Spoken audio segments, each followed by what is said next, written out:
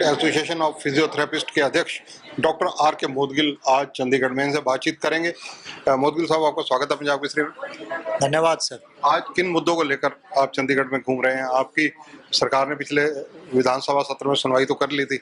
Sir देखिए, पिछले विधानसभा सत्र में हमारी सुनवाई कर ली थी, उसमें भी काफ़ी प्रयास किए गए, काफ़ी संघर्ष रहा। उस वक्त भी हमने एक बात रखी थी कि जो मौजूदा प्रारूप है वो सही नहीं है, इसमें इलेक्टेड लोगों की संख्या ज़्यादा होनी चाहिए बजाय नॉमिनेटेड की। पर चलिए, सरकार है जो करती है वो मंजूर करना ही होता है, और नॉमिनेटेड मेंबर की संख्या ज़्यादा रही।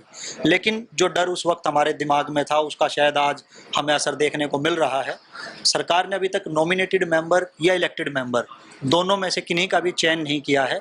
मात्र एक रजिस्ट्रार नियुक्त किए गए हैं, नॉमिनेट किए गए हैं, बेसिकली ये कहा जा सकता है, और उन्हीं के सहारे पूरा ये चल रहा है काउंसिल का कार्य, जो कि सही नहीं है। बीच में कुछ हमारी मीटिंग्स भी हुई हैं, अलग अलग कॉलेज के विभागाध्यक्ष को बुलाया भी गया, लेकिन अभी भी बहुत सारे मुद्दे जो हैं वो अनसुलझे हैं। आपके मुद्दे कौन कौन से हैं जिनको लेकर आप आज लिखित रूप से गृह व स्वास्थ्य मंत्री से भेंट करने जा रहे हैं?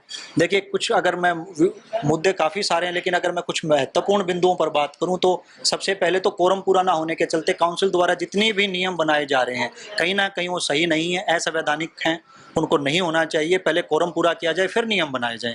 दूसरा, जो रजिस्ट्रेशन फीस थी प्रदेश के फिजियोथेरेपी चिकित्सकों के लिए वो भी काफ़ी ज़्यादा है, और अलग अलग कोर्स के लिए अलग अलग फीस रखी गई है, जो कि सही नहीं है। क्योंकि अलग भी जो और स्टेटों में काउंसिल चल रही है, जैसे महाराष्ट्र का या गुजरात की हम बात करें, तो एक सिंगल सर्टिफिकेट होता है और उसी की फीस होती है। एडिशनल क्वालिफिकेशन का एक मिनिमम चार्ज रखा जाता है, लेकिन सर्टिफिकेट एक ही रहता है। लेकिन यहाँ हर कोर्स के लिए अलग सर्टिफिकेट रखा गया। उसके अगर और भी आगे हम जाएँ तो आप देखेंगे कि जो नोटिस जारी किए जा रहे हैं धड़ाधड़ के, आप अगर 31 से पहले रजिस्ट्रेशन नहीं कराएंगे तो आपको रजिस्ट्रेशन नहीं कराने दिया जाएगा। इसको सही नहीं ठहराया जा सकता, क्योंकि बहुत सारे लोग ऐसे भी होंगे जो उसके बाद भी डिग्रियां कंप्लीट करेंगे। और इसमें अगर हम और भी आगे जाएं तो हमारे जो सैनिक भाई हैं जो आर्मी से डिप्लोमा होल्डर होते हैं, उनको बेसिक आर्मी क्या करती है, उनको अपने समकक्ष एक ग्रेजुएशन लेवल के एक सर्टिफिकेट प्रोवाइड करती है। लेकिन मौजूदा काउंसिल में उनके लिए कोई सिस्टम नहीं रखा गया है कि उनको रजिस्टर किया भी जाएगा कि नहीं। उसके अलावा जो प्रदेश के बाहर से पढ़ के आने वाले फिजियोथेरेपी के छात्र हैं उनको रजिस्ट्रेशन की प्रक्रिया क्या रहेगी? क्योंकि मैं जैसे अगर बताऊँ, हमने अप्लाई किया, मैं अपने खुद का एग्जाम्पल देता हूँ, हमने अप्लाई किया, लेकिन अभी तक ये निर्धारित नहीं किया गया कि वो सर्टिफिकेट 2 महीने में मिलेगा, 4 महीने में मिलेगा। और अगर ऐसे डिले होता रहा तो ऐसे रजिस्ट्रेशन सर्टिफिकेट बाद में जब टाइम निकल जाए उसके बाद कोई सर्टिफिकेट मिले, उसकी वैल्यू ज़्यादा रहती नहीं। फिजियोथेरेपिस्ट जो हैं उनको सरकारी नौकरी में रोजगार के साधन कितने का है? सर देखिए, काउंसिल बनाने के पीछे जो मूल भावना थी वो यही थी कि जो क्वैकरी है, जो फर्जी फिजियोथेरेपिस्ट हैं वो रुकें और रोजगार के साधन बढ़ें। लेकिन शायद ऐसा होता नजर नहीं आ रहा है। एक दिशाहीन एक कह सकते हैं इसको स्ट्रक्चर को, जिसमें रोजगार के साधनों पे तो कोई बात कर ही नहीं रहा है। काउंसिल जो उसका मूल कार्य था कि वो इन लोगों के रोजगार की बात करती, वो ऐसा नहीं करी। उल्टा उसने हैवी फीस लाद दी है जो प्राइवेट इंस्टीट्यूशन कोर्सेज करा रहे हैं। आपके जहन में इसका हल क्या है? देखिए, इसका जो सीधा हल है वो ये है कि सबसे पहले तो कोरम पूरा किया जाए, उसमें फिजियोथेरेपिस्टों का रिप्रेजेंटेशन, भले वो नॉमिनेटेड हैं, सरकार उनको बिठाए, उनसे डिस्कशन करे। जैसे अब एक सिलेबस का एग्जांपल मैं आपको दूंगा। हरियाणा में काउंसिल पहली बार बनी, आप सबको पता है। उसकी जिम्मेवारी है कि पूरे स्टेट का एक ही सिलेबस डिजाइन करे।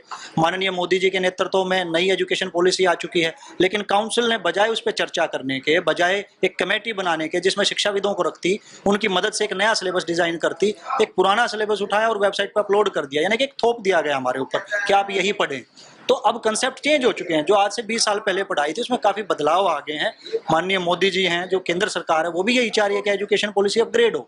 तो ऐसे में सबसे पहले कमेटियां बनाए, उन कमेटियों के माध्यम से कार्य प्रणाली को आगे सुचारू किया जाए, जिसमें सबको अपने विचार रखने का मौका मिले। धन्यवाद आर के मोदगिल। तो ये हैं मोदगिल, जो कि लगातार फिजियोथेरेपिस्ट जो एसोसिएशन है उसके माध्यम से अपनी आवाज़ उठाते आ रहे हैं, और आज भी चंडीगढ़ में ये हरियाणा के गृह व स्वास्थ्य मंत्री अनिल विज से सारे मुद्दों को लेकर चर्चा करने आए हैं। कैमरामैन संजय सिंह के साथ चंद्रशेखर धरनी, पंजाब केसरी टीवी, चंडीगढ़। हमसे जुड़े रहने के लिए हमारे YouTube चैनल को सब्सक्राइब करें और नई वीडियो की नोटिफिकेशन के लिए बेल आइकॉन को दबाएं। अगर आप ये वीडियो Facebook पर देख रहे हैं तो लाइक जरूर करें और ज्यादा से ज्यादा शेयर करें। धन्यवाद।